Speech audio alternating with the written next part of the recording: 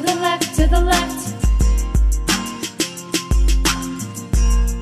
To the left, to the left. All your areas need to be to the left. When you're using inverse mode and you need to find a value or a z-score, keep writing those commands, that's fine.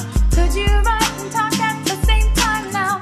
It's my name that's on that test, so just take your notes and don't protest. Sitting in the back row asking me what am I to do?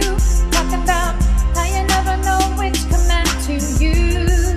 This is what you should know. You must change your curve. You must change your curve.